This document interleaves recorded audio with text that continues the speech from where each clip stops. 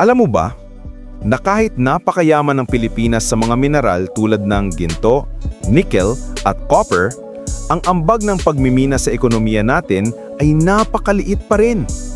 Yes, kahit milyon-milyong piso ang kinikita ng mga minahan taon-taon, ang mining and quarrying sector ay wala pang 1% ng kabuuang GDP ng bansa.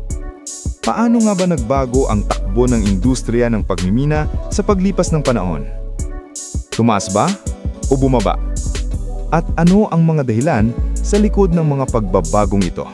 Sa video na ito, aalamin natin kung gaano kalaki ang ambag ng pagmimina sa ekonomiya ng Pilipinas, ang gross value added ng mining and quarrying mula 2014 hanggang 2025, at kung magkano lang ang naiaambag ng sektor na ito sa ating ekonomiya. Pero bago yan, huwag kalimutang mag-like, comment, at mag-subscribe for more contents like this. Let's get started! Ayon sa DENR, ang Pilipinas ay may 12 pinakamalalaking minahan ng ginto na kasalukuyang nag-ooperate hanggang ngayon. At kung pagsasama-samahin mo ang lawak ng mga minahan na ito, aabot ito sa mahigit 20,000 ektarya ng lupa. Halos kasing laki ng buong Quezon City. Ganyan kalawak ang mga lugar na patuloy na kumukuha ng ginto, tanso at iba pang mineral mula sa ating sariling lupa. Pero ang tanong, sa dami ng gintong nakukuha sa mga minaan na ito, gaano kaya kalaki ang tunay na napapakinabangan ng bansa? Year 2014. Sa taong 2014, umabot ng 149.5 billion pesos ang gross value added ng mining sa ekonomiya ng Pilipinas. Pero kahit malaki na ang halagang yan, katumbas lang ito ng 1.1% ng kabuuang GDP ng bansa. Alam mo ba, sa taong ito nagsimulang bumalik ang sigla ng industriya matapos ang ilang taon ng pagbabagal. Isa sa mga dahilan nito ay ang pagtaas ng global gold prices, kaya mas naging aktibo ang ilang minahan sa Benguet at Masbate. Year 2015. Sa taong 2015, bahagyang bumaba ang kita ng minahan at umabot lang ng 148.6 billion pesos ang gross value added ng mining sa ekonomiya ng Pilipinas. Katumbas lang ito ng 1% ng kabuuang GDP ng bansa. Bagamat bumaba ng kaunti, nanatiling matatag ang industriya dahil sa patuloy na operasyon ng malalaking kumpanya tulad ng Benguet Corporation at Lepanto Consolidated Mining. Alam mo ba, ang probinsya ng Masbate ang isa sa mga nangunguna sa produksyon ng ginto noong 2015, salamat sa patuloy na operasyon ng Masbate Gold Project na kalaunan ay naging pinakamalaking gold producing site sa bansa. Year 2016. Sa taong 2016, tumaas muli ang gross value added ng mining sector sa 156.8 billion pesos.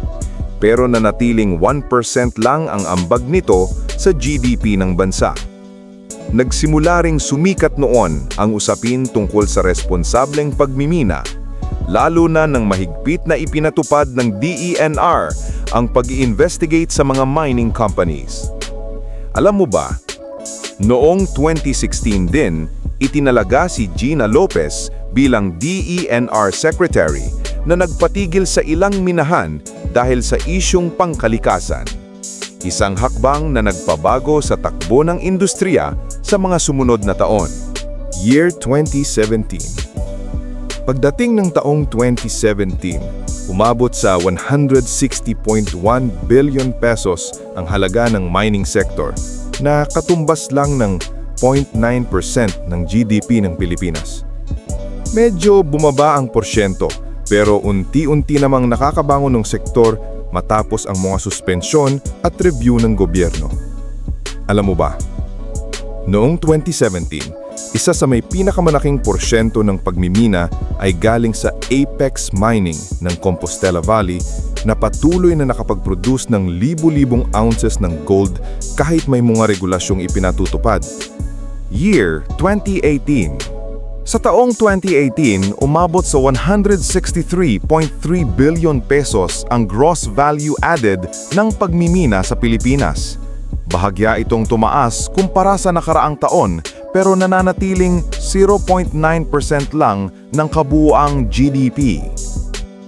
Ibig sabihin, kahit patuloy ang operasyon ng mga malalaking minahan, hindi pa rin lumalago ng husto ang ambag ng mining sector sa ekonomiya. Alam mo ba? Noong 2018, muling nakilala ang Benguet Province bilang Mining Capital of the Philippines dahil sa dami ng minahan ng ginto at copper na muling nagbukas ng taong iyon. Year 2019. Bago pa man tumama ang pandemya, magandang taon ang 2019 para sa industriya ng pagmimina. Umabot sa 168.9 billion pesos ang kabuuang ambag nito sa ekonomiya, na may 0.9% share sa GDP ng bansa. Ito ang pinakamataas na gross value added bago magsimula ang malaking pagbaba sa mga susunod na taon. Alam mo ba, noong 2019, tumaas din ang demand sa gold at nickel dahil sa pandaigdigang merkado na nagsimulang maghanda sa electric vehicles, kung saan ang nickel ay isa sa mga pangunahing sangkap sa paggawa ng baterya. Year 2020. Dahil sa pandemya, bumagsak ang industriya noong taong 2020. Mula 168.9 billion pesos, bumaba ito sa 137.5 billion pesos at ang ambag sa GDP ay 0.8% na lang.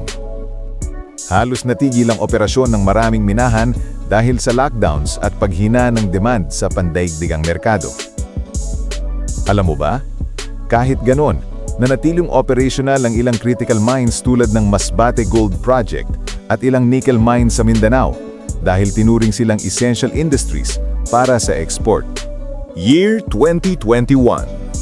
Unti-unting nakabangon ang sektor sa taong 2021. Umakyat sa 144.5 billion pesos ang gross value added na may ambag na 0.8% ng GDP sa bansa. Dito nagsimulang makabawi ang industriya dahil muling binuksan ng gobyerno ang ilang mining applications na matagal nang naka-freeze. Alam mo ba? Noong 2021, pinatanggal ni dating Pangulong Rodrigo Duterte ang 9 na taong ban o pagbabawal sa paggawa ng bagong mining deals. Ibig sabihin, pagkatapos ng halos isang dekadang pagpapatigil sa pag-a-approve ng mga bagong minahan, muli na ulit pinayagan ng gobyerno ang mga bagong kumpanya na magmina sa bansa. Kaya naman, dumami ulit ang interes ng mga investors sa pagmimina sa Pilipinas.